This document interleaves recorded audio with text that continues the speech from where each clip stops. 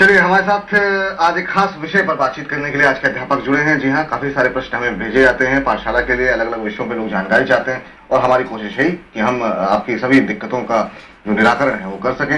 आज के अध्यापक हैं आसिफ, लेकिन आसिफ से बातचीत करने से पहले जो हमें सवाल भेजा गया है उस पर नजर डालते हैं।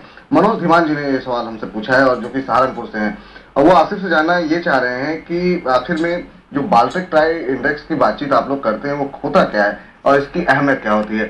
आसिफ, कई बार जब भी हम शिपिंग शेयरों के बारे में बातचीत करते हैं और चाहे हम हो या आप हो, हमेशा हम एक रिफ्लेक्शन, एक बातचीत के दौरान ये बात जरूर बोलते हैं कि बाल्टिक ड्राई इंडेक्स में तेजी देखने को मिली या गिरावट देखने को मिली।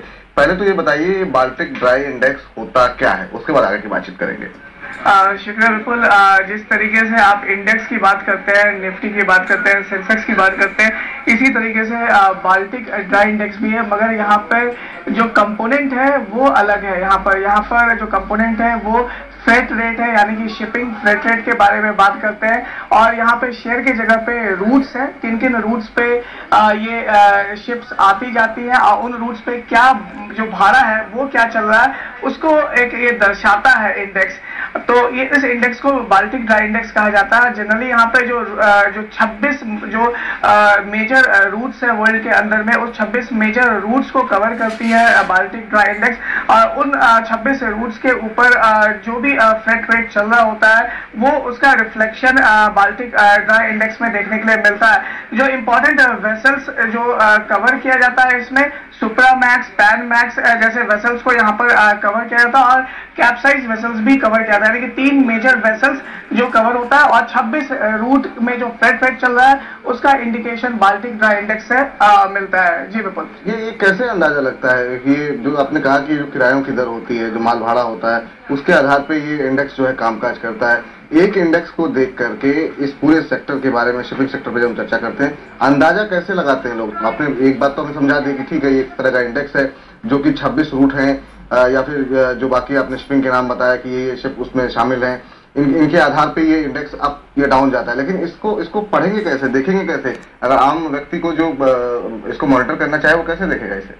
बिल्कुल, जो रेट चल रहा होता है उस रेट का औसतन निकाल करके देखा जाता है कि किस तरीके से वो रेट्स मूव कर रहा है, या नीचे आ रहा है या ऊपर जा रहा है उस रेट को। और बाल्टिक ड्राई इंडेक्स शाम के टाइम में रोज का रोज ये इंडेक्स के आंकड़े जारी करती है और हर रूट का किराया यहाँ पर डिसाइड होता है। जो भी कॉन्ट्रैक्ट होता है वेसल्स का, उस कॉन्ट्रैक्ट का रेट यहाँ पर आता है और उस जिस रूट के लिए होता है उस रूट्स के रेट को आकलन करके यहाँ पर इंडेक्स के अंदर डाला जाता है। और ये हर दिन बाल्टिक ड्राई इंडेक्स जारी करती है कि क्या आज के लिए किस तरह का रुझान किस रूट पे देखने के लिए मिला है और आपका इंडेक्स क्या है। जिस तरीके से आपके निफ्टी के अंदर में किस शेयर का क्या भाव चल रहा है और उसका इंडेक्स के अंदर में क्या रिफ्लेक्शन आ रहा है वो हम देखते हैं, उसी तरीके से बाल्टिक ड्राई इंडेक्स में भी रिफ्लेक्शन देखने के लिए मिलता है। मगर यहाँ पर काफी इंपॉर्टेंट चीज है कि इसका फायदा या नुकसान कैसे शिपिंग सेक्टर को पहुंचता है। अगर फ्रेट रेट किसी बढ़ रहा है किसी रूट पे, तो ये सीधा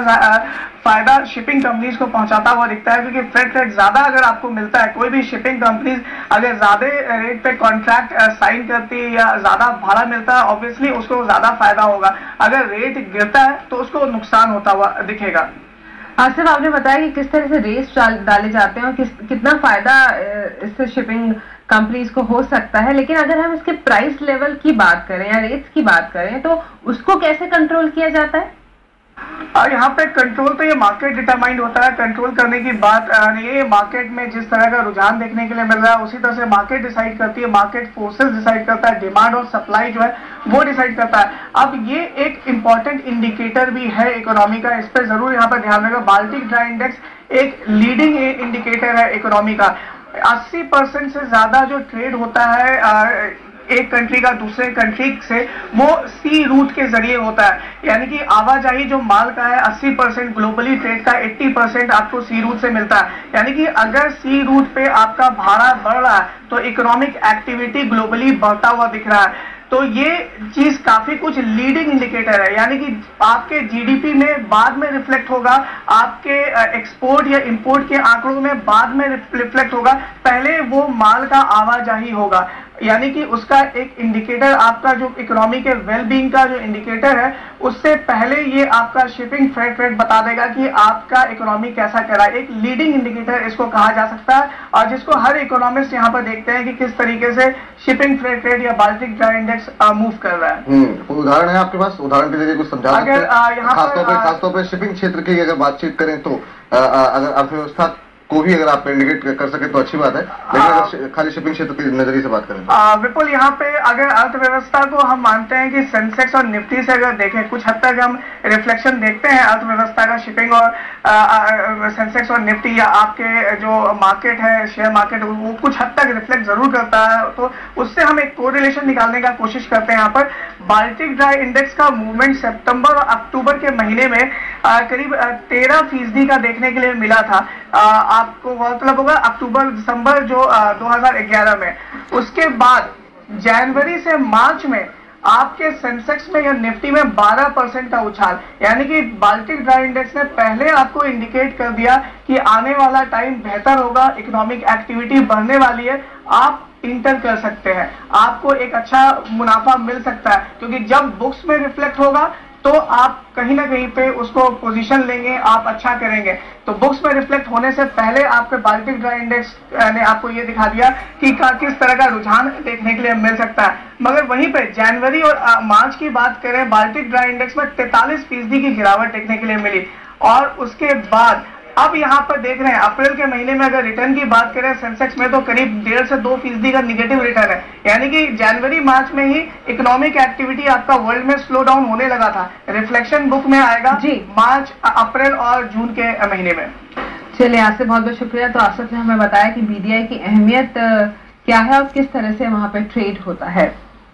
तो हम आपको बता दें कि अगर आप भी कोई सवाल पूछना चाहते हैं पाठशाला से जुड़ा हुआ, तो आप हमें मिड कैप पाठशाला लिखकर 57575 पर SMS कर सकते हैं। चलिए, फिलहाल इस कार्यक्रम को समेटने का वक्त आ गया है। सिंह साहब, कोई डिस्क्लोजर देना चाहेंगे आप आज के इस कार्यक्रम के बाद? नहीं, हमारा कहीं इंटरेस्ट नहीं है। चलिए।